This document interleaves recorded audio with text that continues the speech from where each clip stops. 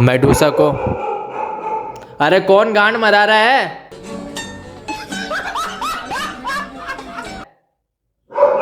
इसको ऊपर भगा इसको।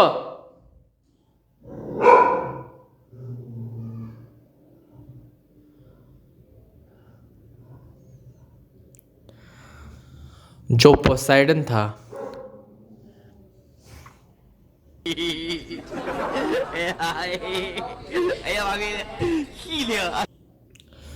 गाइस, कैसे आप सब? फिर से आपका स्वागत है मेरे चैनल पे टेरिफाई संडे में। बहुत दिनों बाद फिर से एक नई कहानी के साथ आया हूँ। काफ़ी लेट हो गया मैं, सो अब से तब लेट वीडियो नहीं आएगा। तो बिना किसी देरी के चलिए शुरू करते हैं एकदम फाड़ू वीडियो। आज हम एक ऐसी कहानी के ऊपर आए हैं जो एक माइथोलॉजी के ऊपर बेस है। ये एक माइथोलॉजी कहानी है जो बहुत पहले ये घटित हुई थी, ठीक है, जब राजा महाराजाओं का टाइम चल रहा था। तो एक ऐसी शख्स है जिसके सर पे बालों की जगह सांप हुआ करते थे, और जो उसका जो आधा जो शरीर था वहाँ पे पैर की जगह एक लंबी सी पूंछ हुआ करती थी। मतलब हम आज बात करेंगे मेडूसा के ऊपर। मेडूसा एक हाइब्रिड टाइप की एक मतलब शैतान मान सकते हो इसको। और जो मेडूसा पहले ऐसी थी नहीं, वो उसको शराप मिला तब जाके वो ऐसी हुई। क्योंकि मेडूसा का अगर हिस्ट्री जानो तो मेडूसा एक बहुत सुंदर लेडी थी, उसके कंपैरिजन में कोई भी नहीं था उस जगह पर जहाँ वो पैदा हुई थी। और वहाँ पे एक एथीना का मंदिर था जहाँ पे लोग एथीना को पूजते थे। लेकिन जब जैसे जैसे वक्त बीता और मेडूसा बड़ी हुई तो वो काफ़ी सुंदर थी। तो लोग उसे एथीना से कंपेयर करने लग गए कि एथीना से ज़्यादा मेडूसा सुंदर है। तो ये पूरे जगह पे ये बात फैल चुकी थी कि मेडूसा से ज़्यादा सुंदर कोई भी नहीं है। इनफैक्ट अथीना गॉड भी नहीं है। तो ये जब चीज़ें ज़्यादा होने लगी तब जाके एथीना को उससे ईर्ष्या होने लग गई, मतलब जलन होने लग गई कि लोग जो मेरे भक्त हैं वो मेडूसा को ज़्यादा सुंदर बता रहे हैं। तो इस बात से एथीना को काफ़ी चिढ़न होने लगी मेडूसा से। तो ये बात मतलब इतना हाइप बना दिया था मेडूसा का कि जो गॉड्स होते हैं ना, उनकी गंदी नज़र मेडूसा पे जाने लग गई। तो एक राजा है, ठीक है, वो पानी, घोड़े और क्या बोलते थंडर का देवता है। उसका नाम पोसाइडन है। जो पोसाइडन था उसने काफ़ी बार ट्राई किया मेडूसा के साथ इंटीमेट होने के लिए, लेकिन मेडूसा जो थी वो बहुत पवित्र लड़की थी। आज तक उसे किसी ने भी नहीं छुआ था और वो एथीना की सबसे बड़ी भक्त थी। वो एथीना की बहुत पूजा करती थी और उसे बहुत मानती थी। पर जो एथीना थी वो उससे ईर्ष्या करती थी, जलन होती थी उसको मेडूसा को देख के। तो पोसाइडन ने एक चीज़ तो ठान ली थी कि एथीना की पूजा करती है और ये एकदम पवित्र भी है, तो मैं क्यों ना इसको एथीना के सामने ही इसकी इज्जत के साथ खिलवाड़ करूं। तो एक दिन ऐसा आया जब मंदिर में कोई नहीं था और मेडूसा एथीना की पूजा कर रही थी। तब पोसाइडन वहाँ पहुँच गया और ज़बरदस्ती, यानी कि ज़बरदस्ती मेडूसा के साथ इंटीमेट हुआ।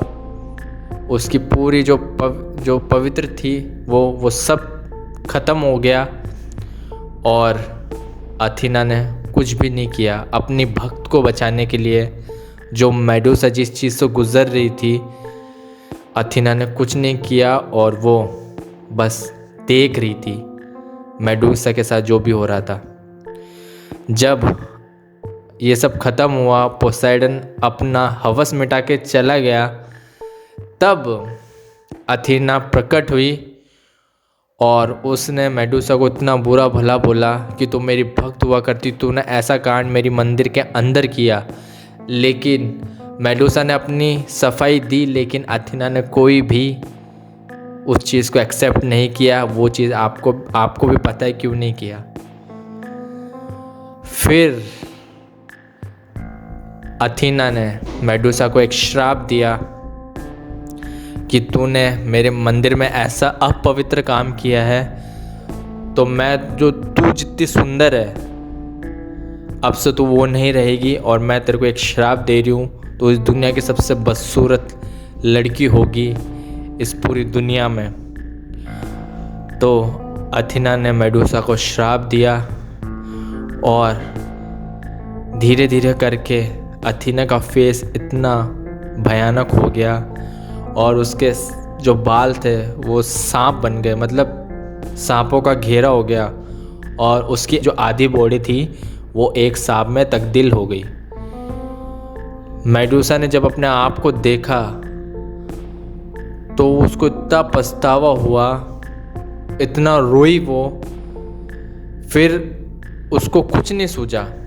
अगर कोई उसके पास कोई उसका परिवार वाला मिलने के लिए भी आता ना, तो उसकी आंखों में अगर कोई देखता तो पत्थर का बन जाता। उसको ऐसा श्राप अथीना ने दे दिया था। तो इस चीज़ से वो तंग आके बहुत दूर चली गई जहाँ पे कोई ना हो। बाद में जब ग्रीक साम्राज्य के लोगों को ये पता चला कि एक राक्षसनी घूम रही है और उसके पास ऐसी पावर है कि उसको अगर कोई देखे तो वो पत्थर का बन जाता है, तो पूरा ग्रीक साम्राज्य के जो बड़े बड़े योद्धा हैं उस मेडूसा को मारने के लिए ट्राई करने लगे।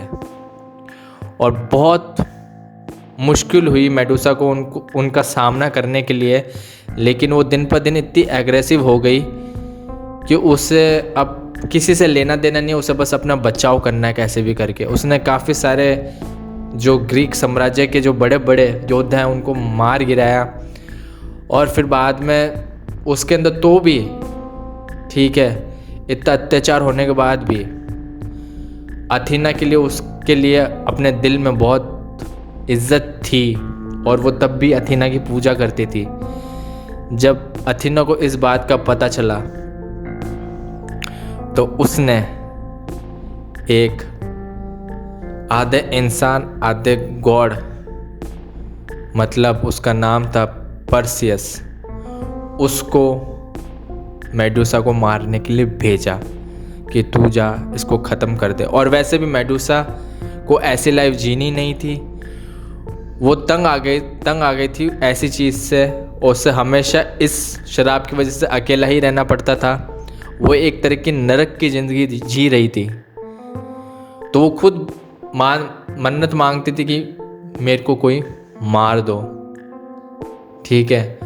तो जब परसियस जब मेडूसा के पास पहुंचा उसे मारने के लिए, तब उससे पहले अथीना ने अपनी शील्ड और अपनी तलवार परसियस के पास में उसको दी थी ताकि वो उसको मार सके मेडूसा को। जब वो मेडूसा ने उसको परसियस को देखा तब वो समझ गई थी कि अथीना ने ही परसियस को मारने के लिए भेजा है। तब मेडूसा ने कुछ भी नहीं किया, अपने आप को उसके सामने सौंप दिया और परसियस ने उसकी गर्दन काट दी, जिससे मेडूसा हमेशा के लिए आज़ाद हो गई और इस जो श्राप था उससे मुक्ति उसे मिल गई। देखो, जहाँ तक मेरा मानना है कि मेडूसा की कोई गलती नहीं थी। इतनी बेकार गॉड तो मैंने आज तक नहीं देखी जो एक बेचारी की मदद भी नहीं कर पाई जब उसके साथ इतना अत्याचार हो रहा, तो उल्टा उससे जलती अलग थी। मेडूसा के साथ अच्छा नहीं हुआ, उसकी भक्ति उसके लिए इतनी काम आई नहीं। और अथीना का क्या है, उसने उसको मरवा दिया अपने मज़े में सब। ये कहानी जब मैंने ऐसे रिसर्च मारी तब पता चला कि ऐसा नहीं होना चाहिए था उसके साथ। तो आपकी क्या राय है कमेंट में बताना। मेरी तरफ से मेडुसा इनोसेंट थी, उसकी तरफ से कोई गलती नहीं थी, चिड़न तो एथेना को थी। सो माफ़ी चाहता हूँ, इतनी दिनों बाद मेरा वीडियो आया, ऐसा नहीं होगा। सो अलग से अलग कहानी लाता रहूँगा मैं, और चाहो तो मेडुसा के ऊपर काफ़ी सारी मूवीज़ बनी है, आप जाके देख सकते हो। सो मिलते हैं अगली वीडियो में, बाय।